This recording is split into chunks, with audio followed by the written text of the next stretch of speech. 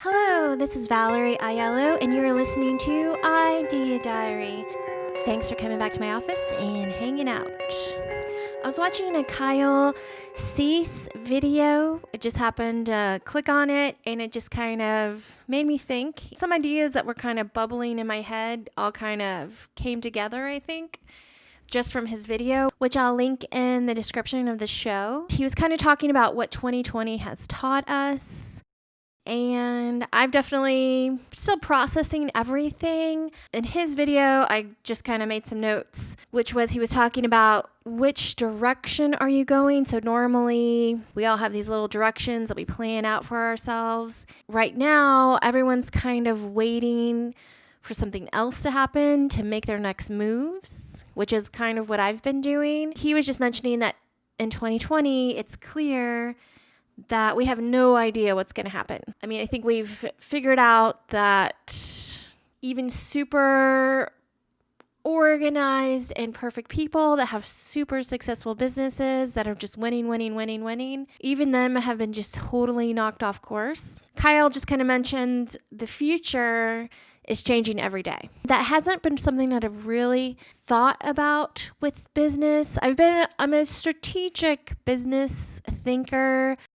I like to think about the future and how things are changing and what people are using, the tech and the trends and what's fun. I would consider myself already a strategic thinker. I like to have like 5 different plans, and I'm really into pivoting and moving fast. The main thing is this video just kind of reminded me that I haven't been strategically wargaming my business strategies. I've kind of had my strategies based on assumptions that something's always going to be the same, when really there's a lot of possibilities of things that can go wrong. I'm already into the constantly creating new ideas, whether you need them because your business is failing or you just want to keep being innovative and keep growing bigger and bigger and bigger. I'm all about the new idea. I have a worksheet on my Gumroad about that,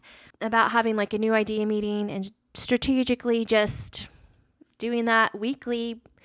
I mean, you could do it as often as needed, really, but trying to always having that new idea process inside your business, I feel like is so amazing. But I think now I'm going to start to incorporate a kind of war game business strategy, which I think what I'm kind of thinking is, how would you deal with problems such as catastrophe? That's kind of my main idea. A market shift, sometimes we don't really consider that things can just totally tank for unknown reasons. It could be your fault. It could not be your fault. Also, if a competition just blows you out of the water. So I don't really believe in competition. I think there's enough for everyone to be awesome. But sometimes somebody can just come along and do something so amazing that you are forced to change. Not that you're going to not exist anymore, and not that you're not going to have customers, but your customers probably want something different and new. This other similar business is giving it to them, so you've got to make it happen, like TV sets and iPods and cell phones. Things come along that you might not have been forward thinking about and your competition was, and they blow you out of the water, and now you're trying to catch up. I would consider that a huge shift. And another shift could be a merger.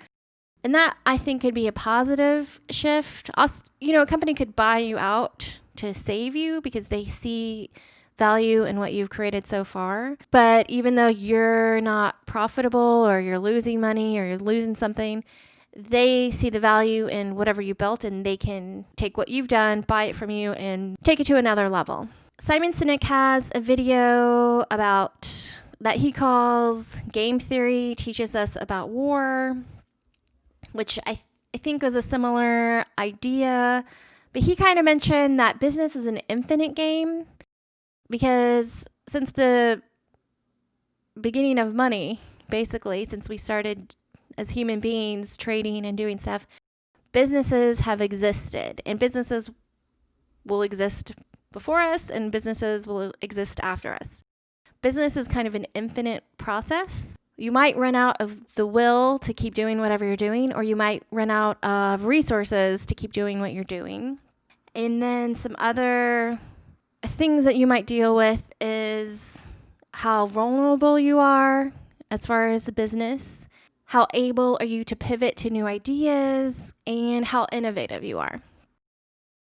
So I was just thinking about this concept of business strategic war games. I think, there's a lot of companies that will charge you thousands of dollars to run war games for you. If you're a big, huge corporation of some kind, there's different levels. But I think you can do this by yourself. And I'm going to try to make a worksheet on this. I'm just kind of starting to get the idea in my mind. But what made me kind of start thinking about all this and the Kyle Cease video kind of giving me an aha moment. When I went from working for a company to being a freelancer, I went from learning how to work in a high-paced environment at a professional level, but I was constantly getting a paycheck. So I didn't have this outside worry to pay my rent or pay any bills. I was getting paid enough to live in my dream apartment and walk to work every day and work with fabulous people. So there was this level of stress that didn't exist when I was doing that. So when I quit, I had to learn how to make my own money by getting clients. So the luxury of the paycheck went away, and I don't know if I was just good at it or if it was just kind of my fate or things were just going my way. I don't know. But when I went freelance, I really never had to try to find clients. I always kind of made just enough money to live every single month. I never, there's some things here or there that didn't have money for or whatever, but it was never like food or rent. I always had the basics covered, and it was pretty easy.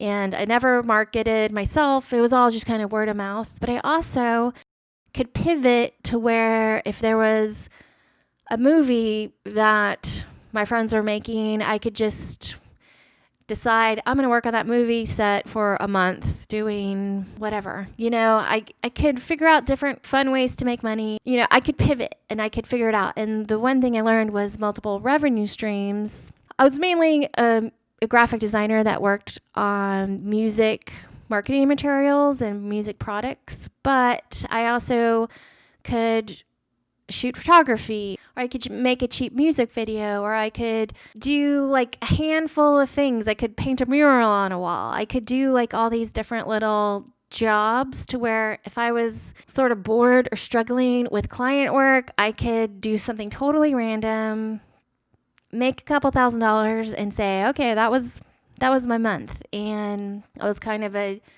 digital nomad before digital nomads were a huge thing. This was about 2007, I guess. It was starting to happen. Being flexible and making money and finding client work and kind of going to that next level of making money without a paycheck and security. It was just something that I had to learn, and I did it for too long. I tried to quit tons of times because I knew I needed to get to the next level, which was just making money with my brain. One of the things that I was doing with that, because I knew if I was going to make money with just my brain, I had to have multiple revenue sources. And one of the things that I chose was commercial real estate. With a group of friends, I bought something. And the thing is, when the shutdown happened, right before the shutdown happened, I was very ready to go to the next level. My partners, not so much, kind of happy how things were going, kind of happy. We're in a very safe place. So we weren't doing anything risky as far as we thought. It really wasn't that big of a deal, but it was an investment, and, we're learning and all that stuff. The idea that all of the property values near a major city, downtown-ish area, could all drop and we could suddenly lose everything that we've kind of been working towards. It's a shock, and that's something that I've been going through, and I've kind of been waiting on the laws to change, waiting on things to open up, waiting on the election, waiting on all these outside things, and I really haven't been wargaming the possibilities of what could happen. I've been doing new ideas all day long, but I really haven't been wargaming the catastrophe part. What if things change? What if the market drops? What if this or that? I really did not do that before 2020. And now what 2020 has taught me is you don't know what the future holds. And you could be the most organized, most planned out, most brilliant person, and everything can kind of get turned on upside down. Not to say that you can't solve the problem, but I think now moving forward, everything that I do, I'm going to kind of war game everything and just add it to my strategic thinking and planning when I'm doing deals or whatever it is that I'm doing. So I think the lesson of 2020 is that there's no sure thing. There's always some way you can lose, even if something seems totally, totally safe and normal and doable, whatever it is, business-wise or something else that you could relate this to. There's always something that could possibly change the game. So wargaming business strategies is something that I'm definitely adding to my plate. And I don't know, I just thought I would share that in case that helps whatever you're doing. For me, my main goal is that I'm doing what I love every day, and I'm very good at not doing anything I don't want to do. And I love long-term goals and kind of dreaming and planning out and having 1 month and 5 year and 10 year and 20 year and 30 year plans. But I think, this was a piece that I was kind of missing in my little arsenal in my brain when it came to creating and making stuff and creating money with my mind. Just a little aha moment that I had today, and I wanted to share. I guess that's the show for today, and I hope it was good in some way. Thanks for listening on iTunes or Spotify, and thanks for watching the podcast on YouTube. I still don't know how to end the show, so I'm just going to play the music.